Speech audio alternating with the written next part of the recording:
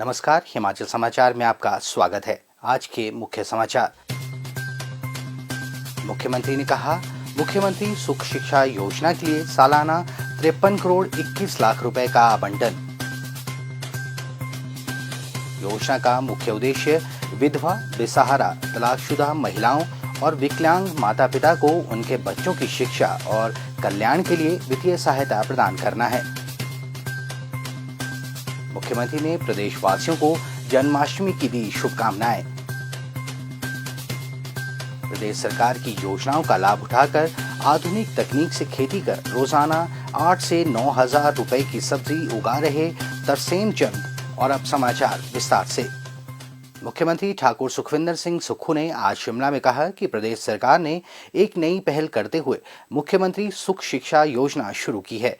इस योजना का मुख्य उद्देश्य विधवा, बेसहारा, तलाकशुदा महिलाओं और विकलांग माता पिता को उनके बच्चों की शिक्षा और कल्याण के लिए वित्तीय सहायता प्रदान करना है। उन्होंने कहा कि प्रदेश सरकार इस योजना के लिए सालाना 53 करोड़ 21 लाख रुपए की धनराशि आवंटित करेगी।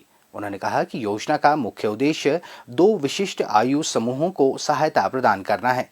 इस योजना के अंतर्गत पात्र महिलाओं और विकलांग माता पिता को 18 वर्ष से कम आयु के बच्चों की शिक्षा, स्वास्थ्य और पोषण संबंधी खर्चों को पूरा करने के लिए 1000 रुपए का मासिक अनुदान प्रदान किया जाएगा।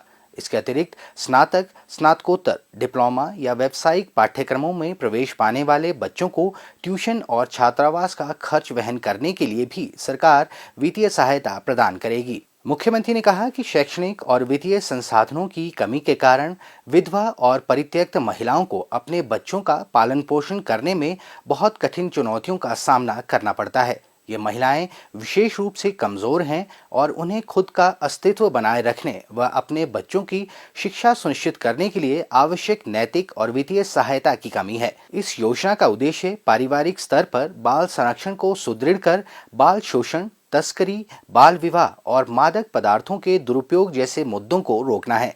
उन्होंने कहा कि विकलांगता, बेरोजगारी और गरीबी के दृष्टिगत मुख्यमंत्री सुख शिक्षा योजना विकलांग माता पिता के बच्चों की जरूरतों को भी पूरा करती है। सभी पात्र महिलाएं, बच्चे और व्यक्ति जिनकी पारिवारिक आय 1 लाख रुपए प्रति वर्ष से अधिक नहीं है, इस योजना के अंतर्गत लाभ ले सकेंगे। इस योजना का लाभ उठाने के लिए स्थानीय बाल विकास परियोजना अधिकारी के पास आवेदन किया जा सकता है। ठाकुर सुखविंदर सिंह सुक्खू ने कहा कि कमजोर परिवारों के लिए एक उचित माहौल को बढ़ावा देना बहुत महत्वपूर्ण है, ताकि ये सुनिश्चित किया जा सके कि बच्चों को सम्मानजनक जीवन जीने के लिए आवश्यक शिक्षा और देखभाल मिले। उन्होंने कहा कि प्रदेश सरकार ने सत्ता में आते ही पहले दिन से ही वंचित वर्गों को सशक्त बनाने को प्राथमिकता दी है और उन्हें समर्थन देने के लिए कई पहल शुरू की गई हैं। समाज के कुछ वर्ग ऐसे हैं जो अपनी शिकायतें और कठिनाइयां लेकर हमारे पास नहीं आ पाते हैं, लेकिन एक संवेदनशील सरकार के रूप में हम हर वर्ग के कल्याण के लिए प्रतिबद्ध हैं। मुख्यमंत्री ठाकुर सुखविंदर सिंह सुक्खू ने जन्माष्टमी के पावन अवसर पर प्रदेशवासियों को शुभकामनाएं दी हैं। मुख्यमंत्री ने कहा कि भगवान श्री कृष्ण की शिक्षाओं और उनके आदर्शों को सभी को अपने जीवन में आत्मसात करना चाहिए। वर्तमान में भगवत गीता की शिक्षाएं और अधिक प्रासंगिक हैं। उन्होंने कहा कि हम सभी को इन पर चलने की आवश्यकता है। मुख्यमंत्री ने कहा कि ये पर्व प्रदेशवासियों के जीवन में समृद्धि और खुशहाली लेकर आएगा। रोजगार के लिए घर से दूर जहां तहां भटकने के बजाय अपनी पुश्तैनी जमीन पर ही नकदी फसलों की खेती करके भी रोजाना हजारों रुपए की आय प्राप्त की जा सकती है। प्रदेश सरकार ऐसे प्रगतिशील किसानों को हमेशा प्रोत्साहित करती है और कृषि तथा उद्यान विभाग की विभिन्न योजनाओं के माध्यम से लाभान्वित भी किया जा रहा है। प्रदेश सरकार की इन योजनाओं की मदद से जिला हमीरपुर के भी कई मेहनतकश किसान अपनी पुश्तैनी जमीन से अच्छी आय अर्जित कर रहे हैं। इन्हीं मेहनतकश एवं प्रगतिशील किसानों में से एक हैं भोरंज उपमंडल की ग्राम पंचायत मुंडखर के गांव जमली निवासी तरसेम चंद। लगभग 25 वर्षों तक शिक्षा विभाग में शारीरिक शिक्षक के रूप में सेवाएं देने के बाद तरसेम चंद सेवानिवृत्त हुए तो उन्होंने अपनी लगभग 12 कनाल जमीन पर गेहूं, मक्की और धान जैसी परंपरागत फसलों की खेती के बजाय नकदी फसलें उगाने का निर्णय लिया, ताकि उन्हें अपनी उपज के अच्छे दाम मिल सकें।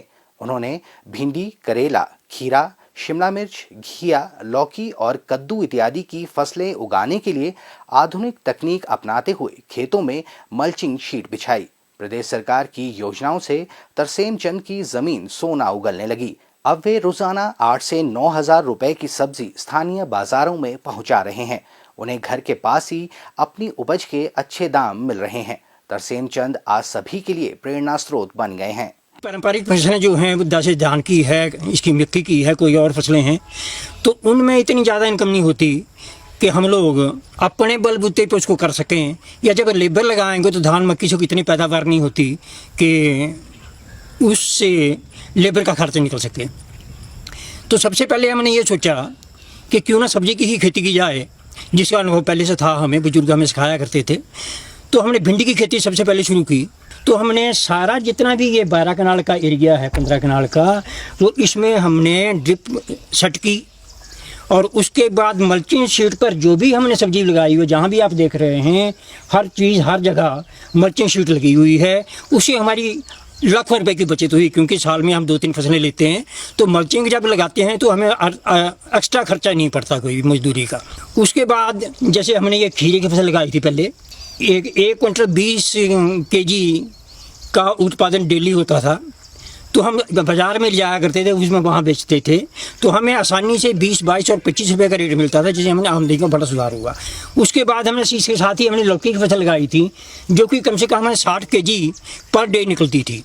उसके साथ ही हमने कद्दू का फसल लगाया, वो भी ड्रिप पे है, लौकी भी ड्रिप पे है, तो कद्दू हमारा 40 और 45 केजी पर डे आया करता है। इस सबको लगा करके 8-9 हज़ार रुपये पर डे हमारी इनकम है। दूसरों को भी रोजगार दे रहे हैं, हमें भी अच्छी इनकम इसकी हो रही है। सरकार बहुत सी सुविधाएं देती है। एग्रीकल्चर से एक ट्रैक्टर लिया है, छोटा सा पावर टिलर लिया है, उसके साथ हम काम इसका चला रहे हैं। लेकिन आगे को हम सोचते हैं कि इस काम को और बढ़ाया जाएगा, ताकि हमें आमदनी अच्छी हो और बाकी लोगों को भी रोजगार हम दे सकें। हिमाचल समाचार देखने के लिए सब्सक्राइब करें यूट्यूब चैनल हिमाचल समाचार, लाइक करें Facebook page information and public relations department Himachal Pradesh और CMO हिमाचल। फॉलो करें @DPRHP और CMO हिमाचल। फॉलो करें इंस्टाग्राम @DIPR हिमाचल और CMO हिमाचल। विजिट करें वेबसाइट www.himachalpr.gov.in। इस अंक में इतना ही। कल फिर होगी मुलाकात। दीजिए इजाजत। नमस्कार।